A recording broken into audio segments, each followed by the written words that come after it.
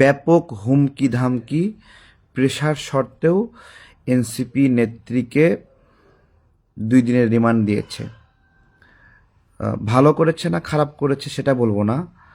তো এখানে যে হাইপ তোলার চেষ্টা করা হয়েছিল, সেই সাংবাদিক আলাদা একটা স্টেটমেন্ট দিয়েছে। কার স্টেটমেন্ট সঠিক কার স্টেটমেন্ট ভুল সেটাও আমি বলবো না। আমার প্রশ্ন হলো, এনসিপির কতজন আসলে এভাবে গ্রেপ্তার হবে, বা এনসিপির কারা কারা গ্রেপ্তার হবে? যদি একটা অভিযোগ এভাবেই আসে যে কোনো এক এনসিপি নেতা বা নেত্রী অথবা সমন্বয়ক অথবা বৈষম্য বিরোধী কোনো এক নাগরিকের কাছে হুমকি ধামকি দিয়ে অর্থ সংগ্রহ করেছে, এবং তার যদি কোনো প্রমাণ থাকে, যেমন একটা সিসিটিভি ফুটেজ, অথবা বিকাশে টাকা নিয়েছে অথবা ব্যাংকে টাকা নিয়েছে, এই ডকুমেন্টগুলো যদি দেখাতে সক্ষম হয়, তাহলে একটা মামলা যদি ঠুকে দেয়, এখানে সেই মামলা থেকে বাঁচার ন্যূনতম সুযোগ নাই তাদের, যদি বাংলাদেশে আইনের শাসন থাকে।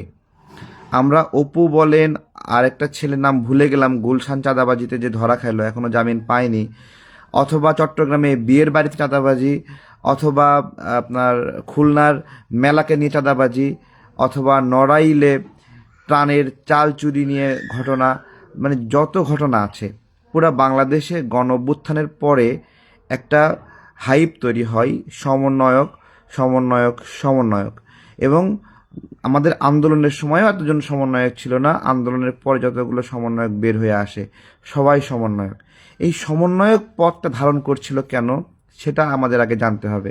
এই সমন্বয়ক পদ ধারণ করলে মানুষকে ভয় দেখানো সহজ হতো, মানুষকে আওয়ামী লীগের দোষর বানানো সহজ হতো, এবং মানুষকে ট্যাগিং করে তার কাছ থেকে চাঁদাবাজি করা সহজ হতো।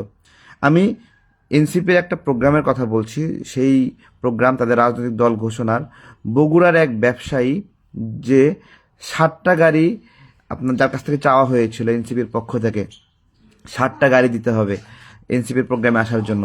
তো 60টা গাড়ি মিলে ধরেন এক একটা বাসের যা আপ ডাউন ভাড়া, তেল খরচ সব মিলে 50,000 টাকা করে যদি হয়, তাহলে 60টা তাকে 2.5 লক্ষ টাকা দিতে হবে।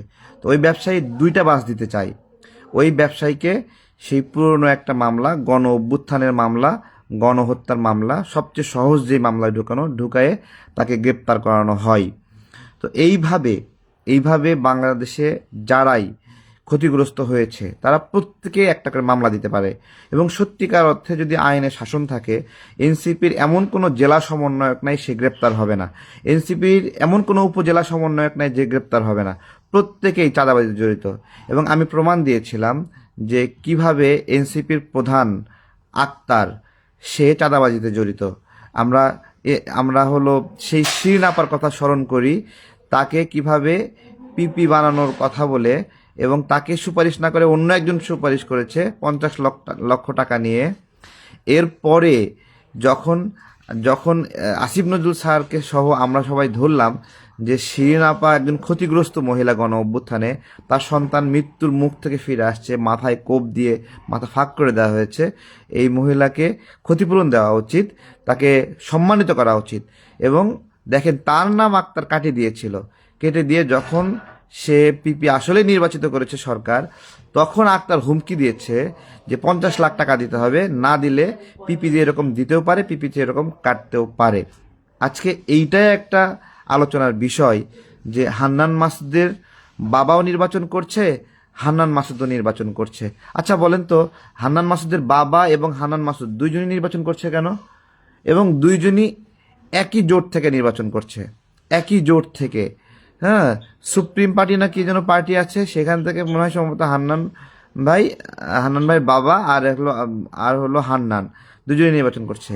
এইটা হলো ভোট কেন্দ্রে এজেন্ট বানানোর জন্য বাবাকেও প্রার্থী বানিয়ে দিয়ে এইভাবে একটা, মানে এটা একটা চালাকি আর কি আমরা দেখলাম আর কি। এবং সন্তানের আয় বাবার চেয়ে 18 গুণ বেশি, খুব ভালো প্রোগ্রেস করেছে। তো ওইটাই জিজ্ঞাসা করছিলাম যে সত্যিকার অর্থে বাংলাদেশে যদি আইনের শাসন থাকে এবং সেই আইন যদি কার্যকর হয়, তাহলে জুলাই গণ অভ্যুত্থান পরে আমাদের সম্মানিত মহান জুলাই, এই জুলাইয়ে আমরা পরিবর্তনের স্বপ্ন দেখেছিলাম, সংস্কারের জন্য মাসের পর মাস আমরা বার্গেইন করেছি, এইদিকে সংস্কারের জন্য বার্গেইন চলেছে, আর বাহিরে সমন্বয়ক নামে চাঁদাবাজি করেছে, ব্যবসা বাণিজ্য, ছোট ছোট উদ্যোগ, স্টার্ট আপ, কেউ এদের হাত থেকে রেহাই পায়নি। তো সেটাই, যদি সত্যিকার অর্থে আইনি শাসন আসে, এরা একজনও এবং ধন্যবাদ জানাই আজকে মেয়েটাকে রিমান্ড নিয়েছে। রিমান্ডটা তার বয়স বিষয়ে একটা আসছে যে 17 বছর তার বয়স এবং 21 বছর বয়স দেখিয়ে রিমান্ড নিয়েছে। তো এই ধরনের 17 বছরের বয়সকে 21 বছরের বয়স রিমান্ড নেওয়া খুবই একটা নিন্দনীয় বিষয়। আমার সেই বিষয়ে আমি দেখলাম যে 17 বছরকে 21 বছর দেখিয়ে রিমান্ড নেওয়া হয়েছে। তো আমার প্রশ্ন হলো যে 17 বছর বয়সে রিমান্ড নেওয়া যাবে না, কিন্তু 17 বছর বয়সে তো মারদাঙ্গা হয়ে চাঁদাবাজি ঠিকই করা গেছে। হ্যাঁ, এখানে এখানে মানে হলো গিয়ে হানা দিয়ে সেখান থেকে টাকা নেওয়া, কি একটা উৎসব চলছে। এই উৎসবের একটা সমাপ্ত হবে একটা গণতান্ত্রিক সরকারের মধ্য দিয়ে, একটা নির্বাচিত সরকারের মধ্য দিয়ে। সত্যিকারের জনগণের প্রতিনিধিরা জনগণের ভোটে নির্বাচিত হবে। সেই নির্বাচিত হয়ে তারা জনগণকে রক্ষা করবে, তাদের একটা দায়বদ্ধতা থাকবে। 10 জন 15 জন মিলে মব সৃষ্টি করে খুব ভাল লাগছে। গতদিন দেখলাম যে দিনাজপুরে সম্ভবত দল বেঁধে মব সৃষ্টি করতে গেছে একজনের বাসায়, চাঁদা চাইছে, পরে এলাকাবাসী মিলে উত্তম মাধ্যম দিয়ে পুলিশে দিছে। এইটা কেবল শুরু। সত্যিকার যদি ন্যায় বিচার হয়, সত্যিকার যদি আইনি শাসন হয়, যারা যারা চাঁদাবাজিতে লিপ্ত হয়েছে, মজা মস্তি করেছে, মাদক নিয়ে ফুর্তি করেছে, সবগুলো ভিডিও আসছে না একের পর এক। সমন্বয়করা মাদক নিয়ে সুখ টান দিচ্ছে। এগুলোর টাকা পয়সা কই থেকে পাইছে? গত কয়েকদিন আগে খুলনায় দেখলেন একজন এনসিপির নেতা শ্রমিক শক্তি, সে গুলিবিদ্ধ হয়েছে এবং গুলিবিদ্ধ করেছে কে? তাদেরই আর একটা সংগঠন যুব শক্তির নেত্রী। এবং সেই বাড়িতে কি মজা মস্তি চলতেছিল সেটা আপনারা জানেন। এই হলো জুলাই গণ অভ্যুত্থানের পরবর্তীতে জুলাইকে মিস ইউজ করে।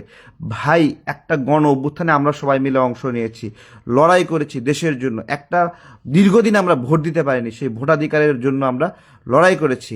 আমরা দেশকে একটা সুন্দর দেশ বানানোর জন্য লড়াই করেছি।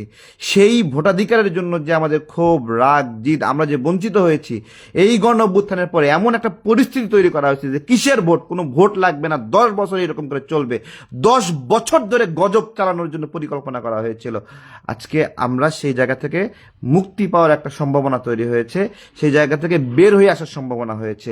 এই মববাজেরা যারা চাঁদাবাজি করেছে, মানুষের বাড়িতে বাড়িতে হানা গিয়ে টাকা নিয়েছে, মামলা বাণিজ্য করেছে, যারাই করেছে, যেই দলের লোকই করেছে, সেটা যেই হোক, সবাইকে আইনের আওতায় আনা উচিত। সবাই সবাই মানে সবাই। যদি বিএনপি করে বিএনপি, জামাত করে জামাত, এনসিপি করে এনসিপি, যেই করুক, এই বাংলাদেশকে আমরা সুন্দর করার স্বপ্ন দেখেছিলাম।